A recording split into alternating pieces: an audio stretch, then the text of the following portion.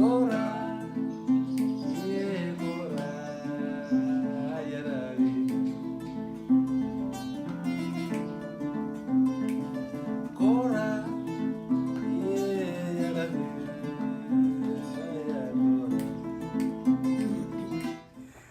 family, I'm Stephanie Wade. I am her babysitter. And I'm telling you, I must be a real BOI because I remember when we stayed open when I was working at the hospital. We had a little t-shirt when we came back that said, not even a hurricane can stop us from operating. Well, I guess not even a snowstorm can stop us from living, thanks to the Most High and our ancestors leaving us things to keep us warm through the night. I had a quilt that my mother left. It was in her little sewing room. After she passed, I got it out and watched it and been using it ever since. So it was one of my layers that kept me from freezing last night because we had no electricity for more than 24 hours. We were blessed that we had gas, stove. It wasn't working 100%, but it was enough for it not to freeze in here. I mean, it was warm enough for my hibiscus to still be blooming. I was taking pictures. And we had stoves that you couldn't use because they weren't safe anymore. They are just decorative. But the one in the bathroom was on.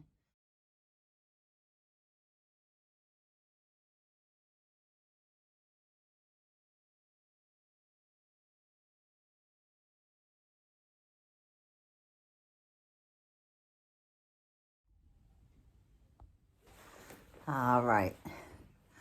I don't know why I forget to turn it to airplane mode when I'm recording. Seem like people call you to harass you when you're trying to record a video. But anyways, all I can say is they have brought back the lights, and I'm glad. Hold on. Well, y'all know I live in a house that's a compound house, so I was just checking to see what was going on. People be doing stuff around here. But anyway, as I was saying, they have brought back the lights, y'all. I know what my little in-law was feeling now when they bring back the lights. I mean, it was hot in Lagos, Nigeria. But having lights makes a big difference than not having lights, even when it's hot. But when it's cold, y'all, it's a whole nother level. I mean, it's a matter of life and death. If they leave that heat off too long, your body can only take so much of being cold. And it's hard to get up and move around, which would make you warmer when it's cold.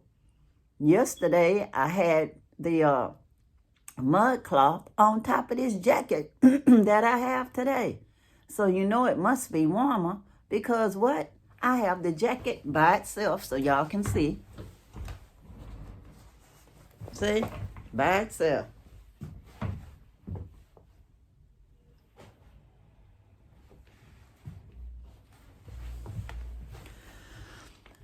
I couldn't do that yesterday.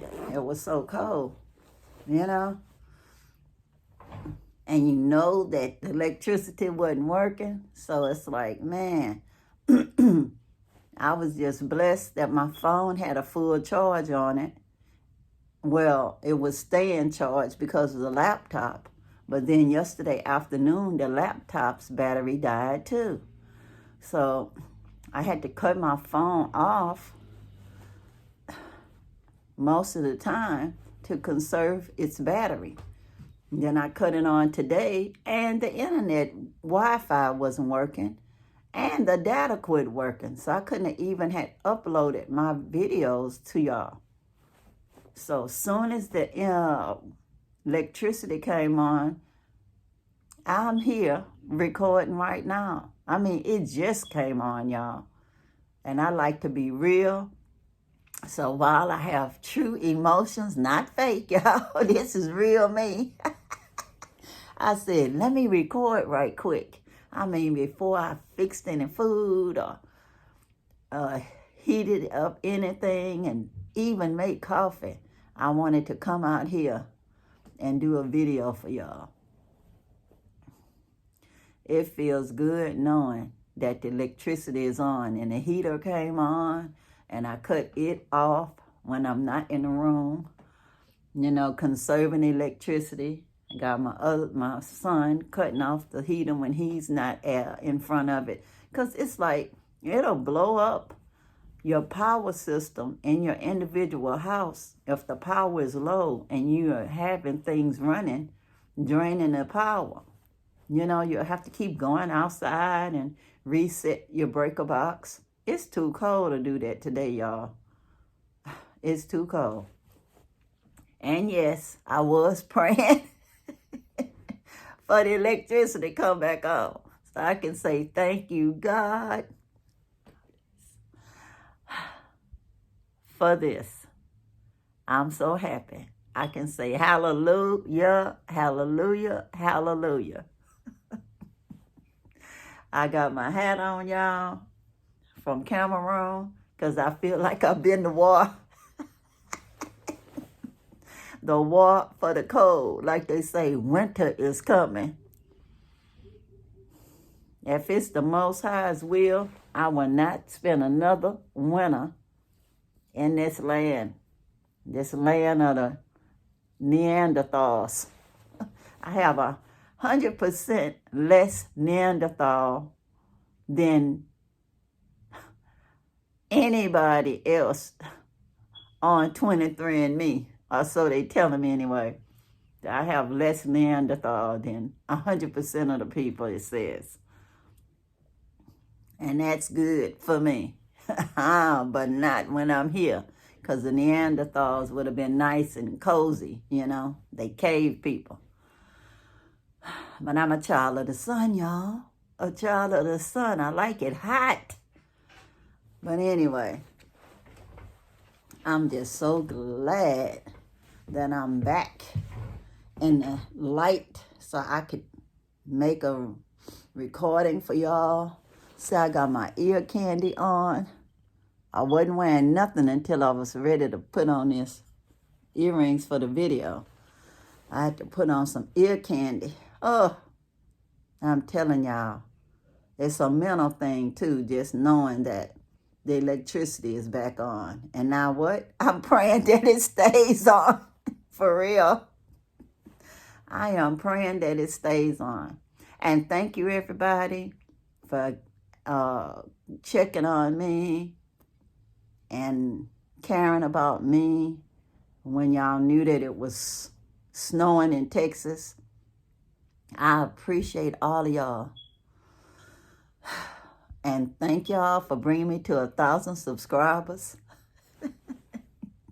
But if y'all are watching me as a family, please continue to watch me as a family. But please, everybody, individually subscribe. And even if you have to watch me by projecting me on TV and everybody watch together so they can have a good laugh, turn on y'all's phones individually and just put it on mute and play that video on those phones and give me some likes on all of the phones and laptops and everything. What y'all waiting on? It's free, y'all. Everybody subscribe for themselves, I am working on getting monetized with YouTube. I need some extra money for when I go back to the motherland. I'm not broke, y'all, but I can use every little bit I could get when I go back. Y'all know I like to do cooperative economics, so I need money for that, y'all. So anyway, before all of this freezing snow happened, I was going to talk to y'all about when you started being grown if you was brought up Creole. I mean, because to me, the comparisons of being a little Creole kid was like when I was working with the Hispanic people and the kids was interpreting for them and stuff like that. It was like a little miniature adult. And as I thought back on my life, I was like, you know what? I was kind of like that. It's not that my mother and them didn't speak English. That wasn't even a problem. But it was before social media and all of that. And so as soon as us kids went to school and learned how to write, guess what?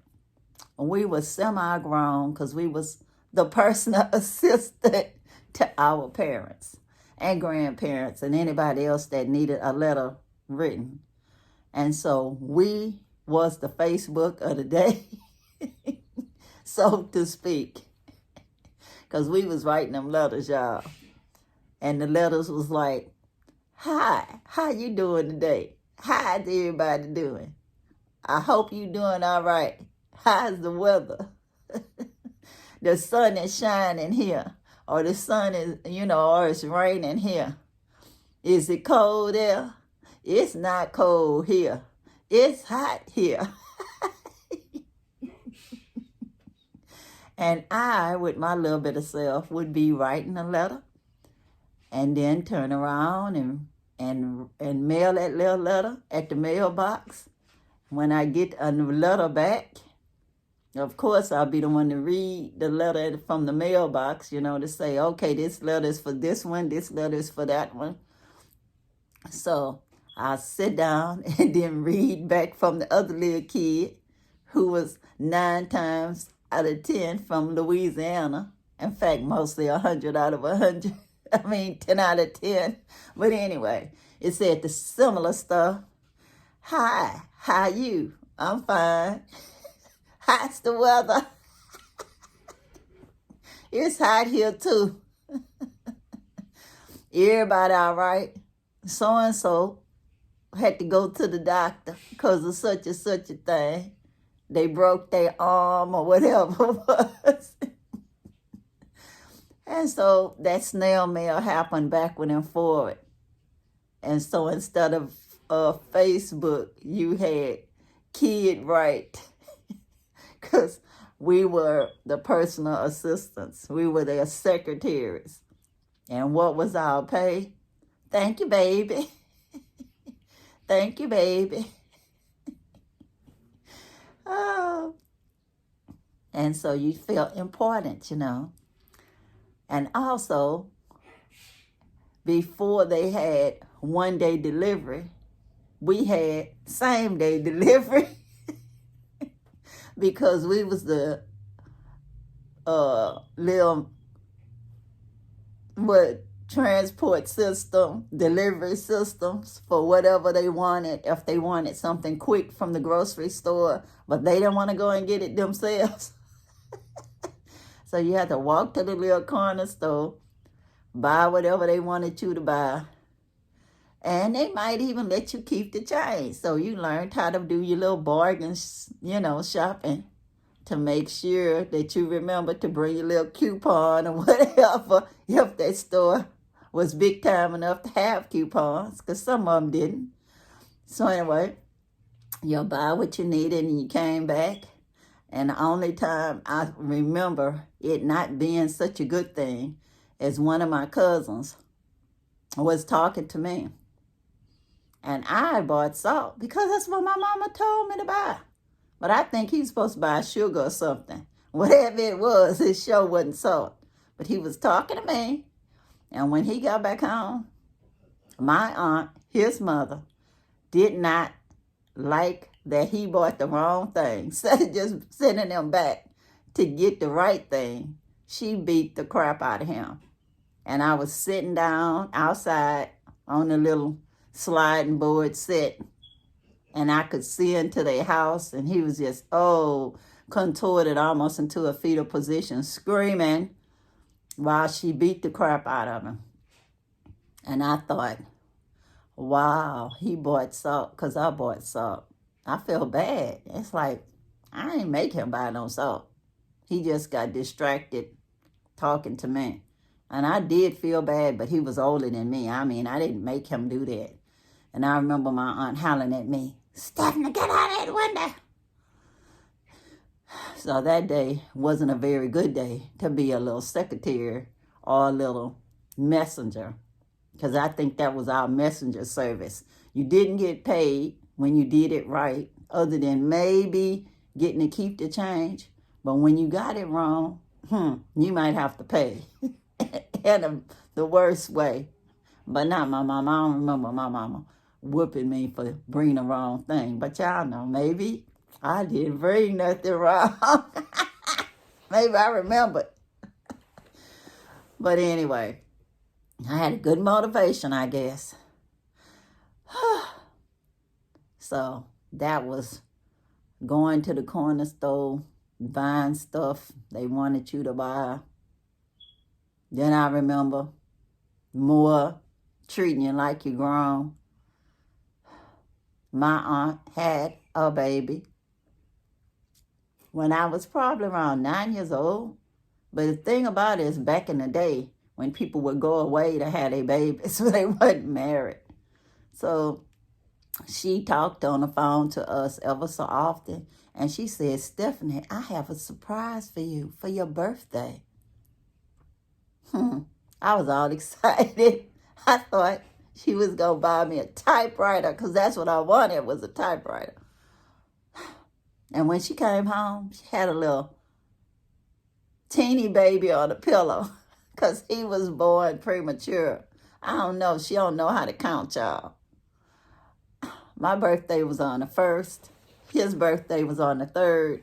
And he was premature. So why did she tell me way before my birthday that she had a present for me? He wasn't no present. But anyway, I was like, get away. What the heck? How's a baby a present for a 9-year-old? He wasn't no present for me. I tried my best to play with him like a baby doll, but you had to feed that baby doll and change that baby doll's diaper. That was just too much. I liked a regular baby doll when I was 9. That was too much. But anyways, I remember my mama and grandmother went to Saturday church once.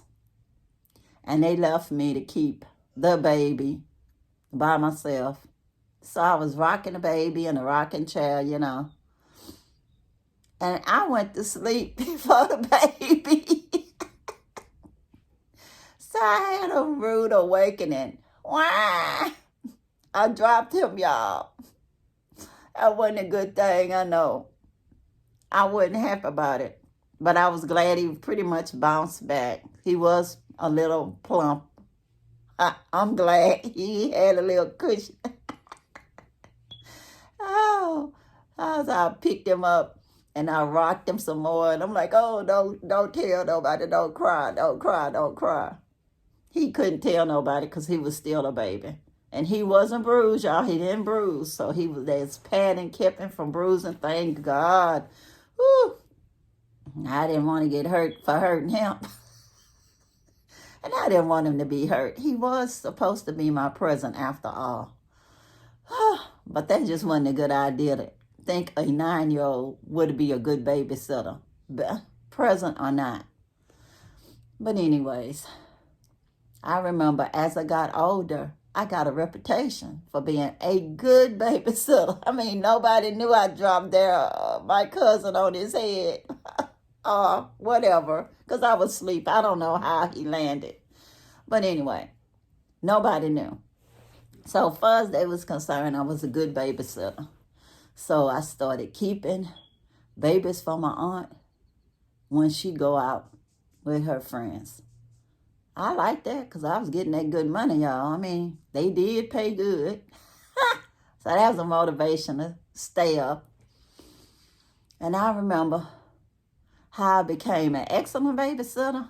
That same kid that fell out of the rocking chair was a sociopath, y'all. He saw his mama and her friend doing stuff they weren't supposed to do that was not cool. It was violent. Well, I'll just leave it at that,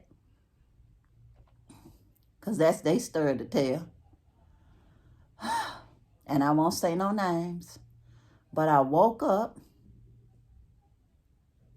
and this little kid was standing over me with an axe. An axe, y'all. It's like my guardian angel was waking me up, saying, you better wake up, or you might wake up in heaven, or wherever you wake up. You ain't not like this. So I woke up, and I saw him standing there with that axe, and all I could do is like, what? Stop! And then I grabbed that axe, and I took it from him. And I whooped his butt. Yes, I did. And he just cried and cried. I'm like, you tried to kill me. You tried to kill me. You know, I know he didn't know that killing somebody was permanent. Because, I mean, they did show all this stuff on TV with all this coyote and somebody else. Then they turn around and always getting smashed and killed and still come back to life. So he didn't know that death is permanent. But he was going to chop me with that axe because he had it. And he probably had seen them fighting, using it or threatening to use it. So anyway, he was crying and crying.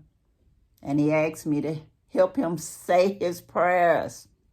We was Catholic, y'all. No matter what you did, you felt like if you just said your prayers and went to confession, it would all be okay. Even though he didn't know about confession yet. But he was good on the prayers. And I'm like, you tried to kill me. You tried to kill me. And he's like, oh, please help me say my prayers. So I had to help him say his prayers. I don't know if it's now lay me down to sleep. I pray the Lord my soul to keep. If I should die before I wake, I pray the Lord my soul to take. I don't know. But whatever it was good enough for that little demon to go to sleep. I did pray for him after that, y'all. But as for me, I was excellent babysitter, never slept again when I babysat them. Stayed wide awake. I don't remember if I told his mama he tried to kill me or not. I don't know. But I did still babysit for him. Yes, the money was good and I was poor, y'all. I just did not go to sleep. I had no sleeping with one eye open with those people. I just stayed awake. So I remember later, I used to babysit for my in-laws. That they really wasn't related to me, but they was related to somebody that was related to my family through marriage, as we'll say. So anyway, I would keep their children for them every weekend because they were some party animals, y'all. And they were so good to me because they'll pay me like $1 an hour, which was a lot of money for back in the day. I mean, a lot of money. So anyway, they partied like it's, whatever. Because they was gone at least 8 hours. So when they come back, I'd get the money. And most times, the $1 an hour didn't matter. Most times, they paid me like $20. And they turn around and ask me what I wanted to eat while they was out eating. And I'd say shrimp platter from Gus Allen's or the jambalaya. And those shrimp platters had big, gigantic shrimps, y'all. Good salad with it. And fries or whatever, I don't know. All I know, it was good. It was so good that was my tip. And they'll bring me a nice hot shrimp platter, So I always like babysitting for them. Even when I was a teenager, I turned into a party animal with my friends. I tell my friends, oh, I can't go out with y'all tonight. I got to babysit for so-and-so there. Hey, you needed money to party back then. Even if your friends that was guys would pay for the drinks, you still needed money just in case. You always need your own money just in case they don't feel generous that day. So anyways, I remembered. And I'm just thinking, not once, but in the summertime, I had somebody came, stayed with us. I won't say no names. But anyway, the other person got the babysitting job instead of me because they were relatives. Okay. So I got to party more, no problem. But when those people would call, they like to call and check on their kids. That person was sleeping, y'all, sleeping through every phone call. They couldn't wake them up. They came back home. The person was sleeping. They had to just use their key to get in. So after that, not to say they didn't hire the person, but they hired me too. So I was the one actually watching the children and answering that phone when they called to check on everybody. That person still slept through the night and got paid. But when the summer was over with, they was doing their little sports and things, so they didn't go babysit anymore. They didn't have time. But anyways, it was just going from being a dependent to being somebody that people depended on. I mean, it was a thin line being Creole. You went from your grandmother watching you cross the street to bring your cousins with you to the library, holding their hands when they were smaller than you, and looking both ways for you cross the street and going on across, or putting your life out there. If your cousin snatched their hand out of your hand and run in front of the cars, and you feeling responsible, and you still a kid, but you know you tall enough for the cars to see you, but not your little cousin, and you run in front of the cars and grab them and snatch them up and go back to the middle and not even think about it, because that was your responsibility. That child was your responsibility. You took them with you, so you have to take them back. That was our safety rule. Go together, come back together. Safety in numbers. And that's true. I know a lot of people not responsible like that now and think that they not their brother's keeper. But I'm glad I grew up in the day when I was my cousin's keeper, because I didn't have any brothers and sisters that I know of. The sister from my DNA that I learned about was long deceased, and I didn't know she existed. So I grew up as an only child with lots of cousins that I loved. I truly loved my cousins, and they loved me back. They loved hanging out with me and following me around to the beach or library, whether they could keep their mouth shut or not. We weren't supposed to be going no beach without adults. It wasn't safe. They could have drowned. Everybody wasn't as grown as me. I tried to keep them in line, but they act more childish. But I kept them alive, y'all. They all lived. I did my job. I took them back in one piece. They might have got us in trouble, tattletaling when we got back, that they went to the beach and they all wet and stuff. But anyways, whether I took a beating for them every once in a while, I can't remember. And it wouldn't have mattered, because back in the day, we got beat whether we did much of anything or not. It was like communal beatings. If one person did something, everybody might end up beat. That's just the way of growing up back in the day. But, you know, guys, it made me me. So I got stories to tell.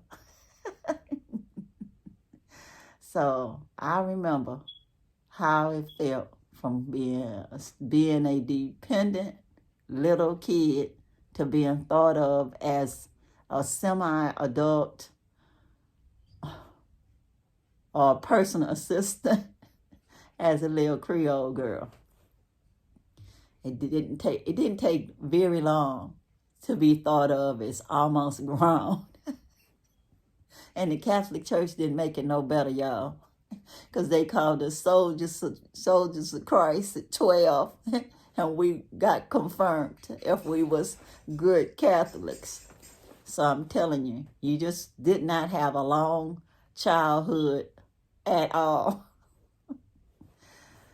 But anyway, guys, just wanted to give y'all a little laugh from my history. I lived through it. It wasn't so funny when it was happening. But anyway, I'm so happy they have brought back the lights. And thank y'all again for checking on me. Y'all know I Agape love all of y'all. And until next time, y'all, peace, and power to the people. Bye.